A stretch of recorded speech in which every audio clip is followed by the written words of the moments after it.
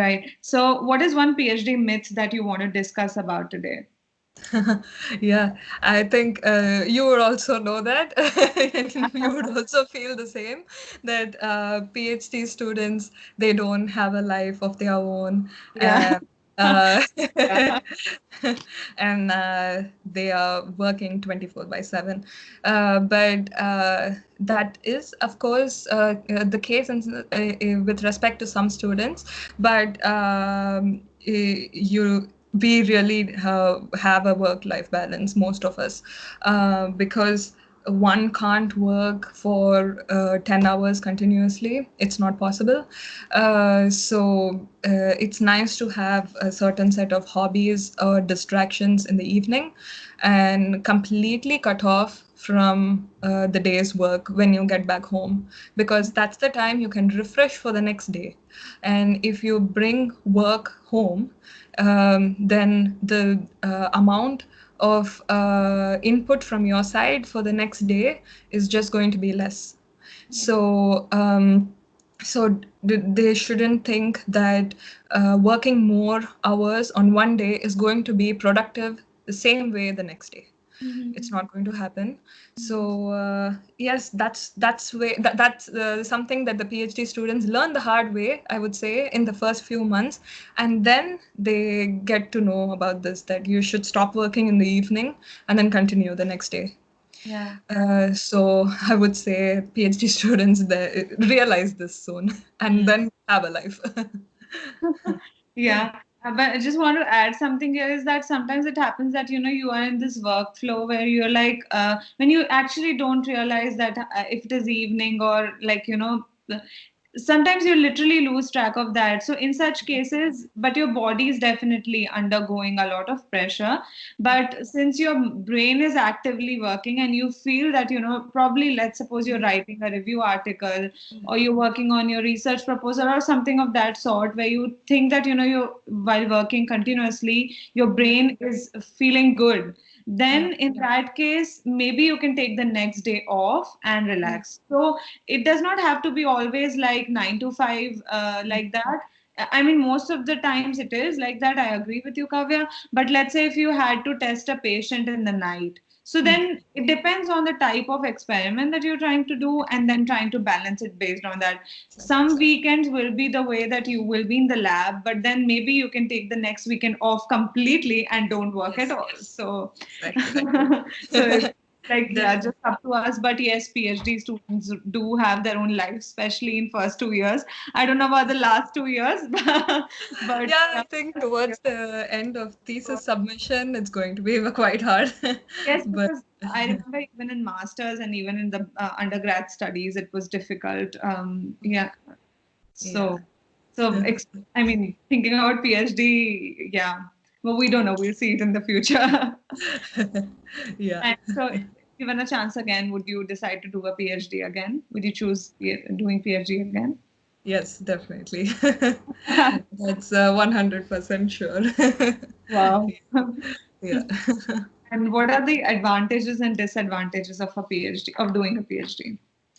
Advantages would be it's shaping your skills in several domains, and I think with any other job, uh, maybe yes, to an extent you would have certain skills in certain areas, but PhD is really like a circle. It's an all-round thing. You have management of time, your project, and also management of a group and teaching skills. So everything is involved, and that's when your profile also really then shines separate, because you've really been put through a very perilous journey, and you come up really well from it.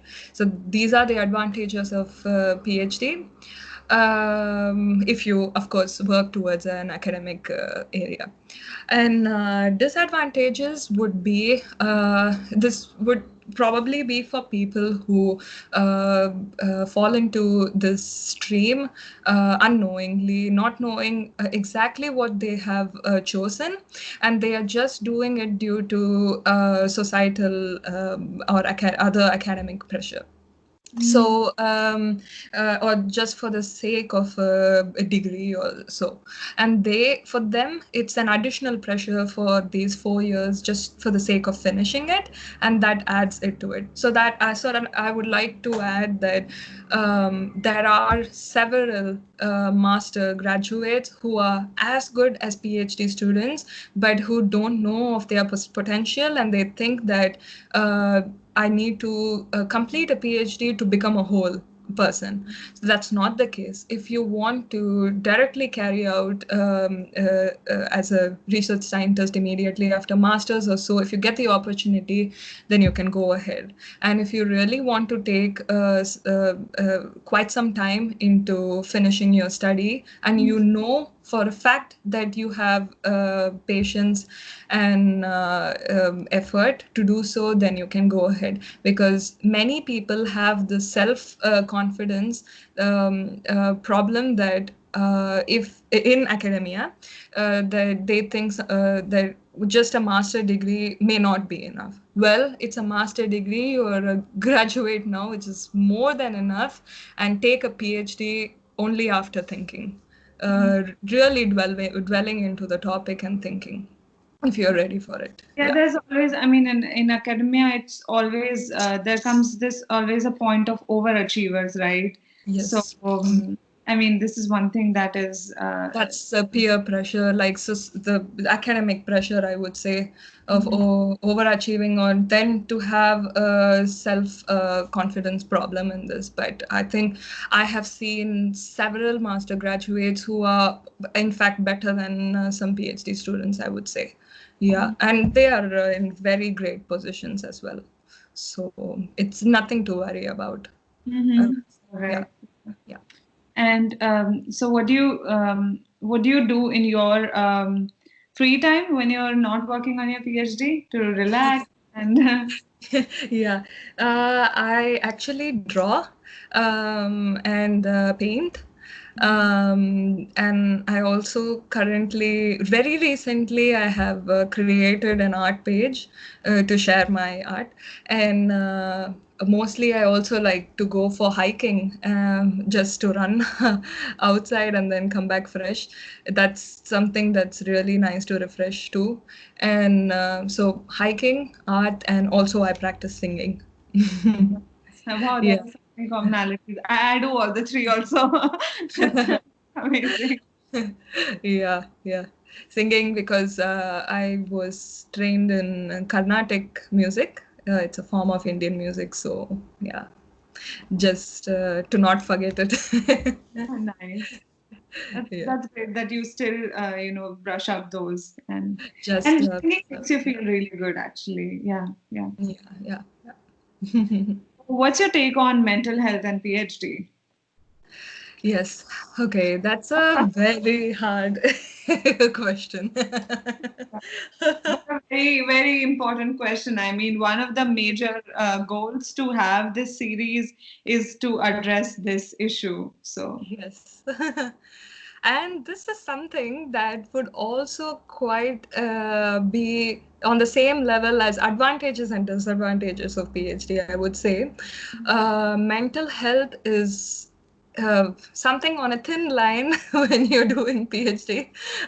It requires rigorous effort from your side to put in a decent project, a proposal, and then your results as well. So in order to achieve your results, it weighs on your shoulder. So I would say try to put your best during the work hours that you have, put your maximum effort, and then later refresh yourself by going for a run in the evening, or in the early hours in the weekend, try to run in the nature, because really nature has a very positive effect on your mental health while doing I PhD or mean, any other job, I would say. yeah. But for PhD students per se, it will immensely have a positive effect on your mental health. When you feel very low in the previous day, and if you just go out for a run or a walk, it's going to help you a lot. I completely agree with you, because this is what even I do. That, I mean, nature is the rescue, and it literally changes the way you were thinking before. So you, yeah,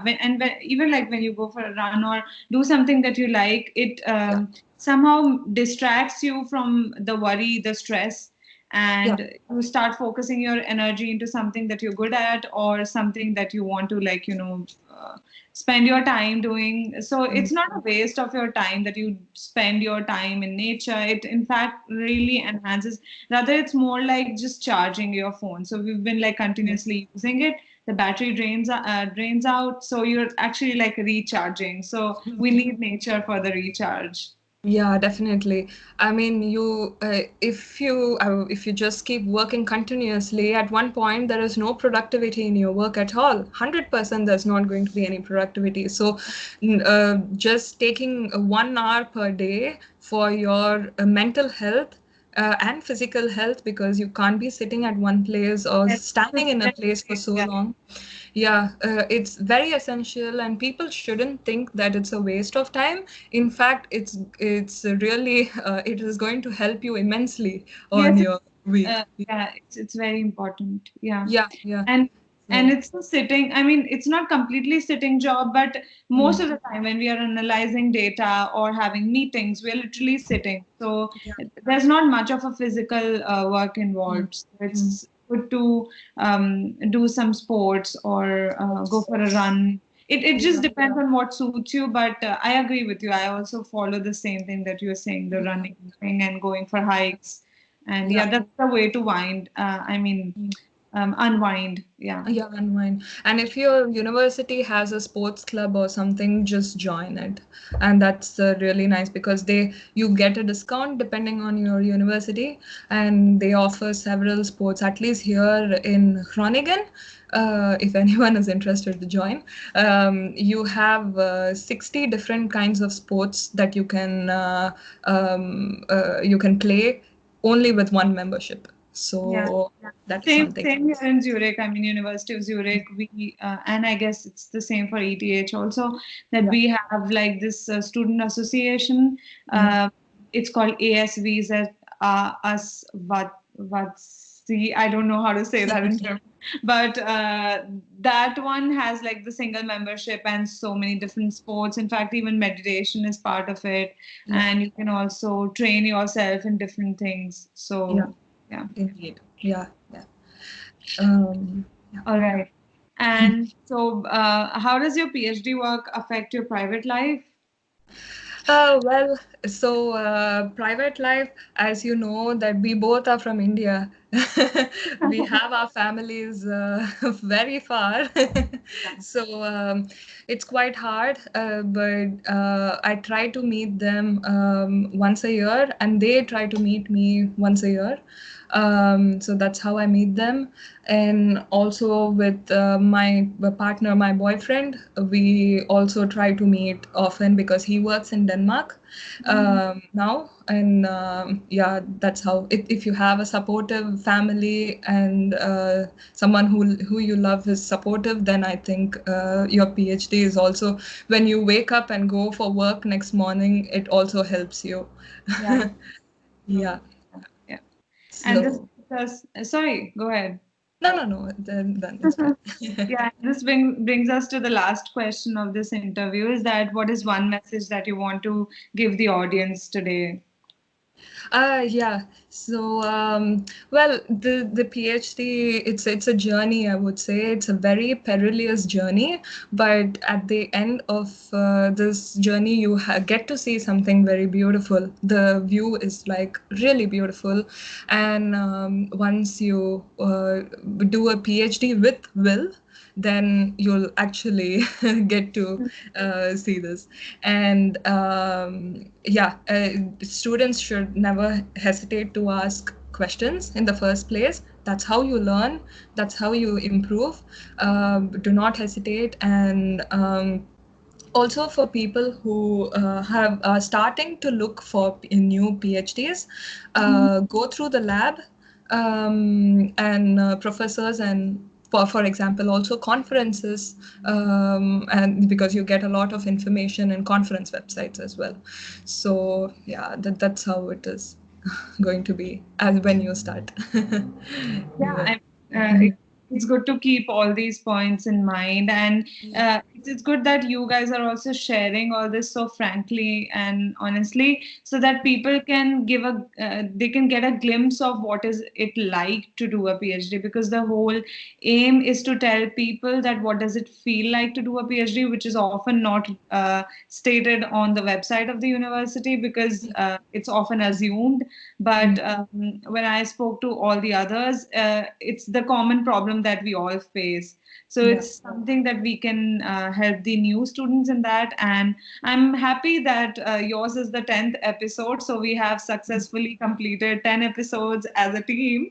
And That's so in great. a very short span of time, all of you agreed to, take out time for this. And yeah, it's just amazing to, and it's been a great learning for me as well. Yeah. Thank you for giving us this opportunity, I would say.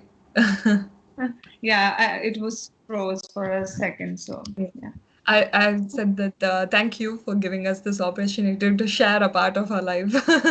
thank you so much Yeah. indeed, and that you were willing to do that. So yeah, thanks, Kavya.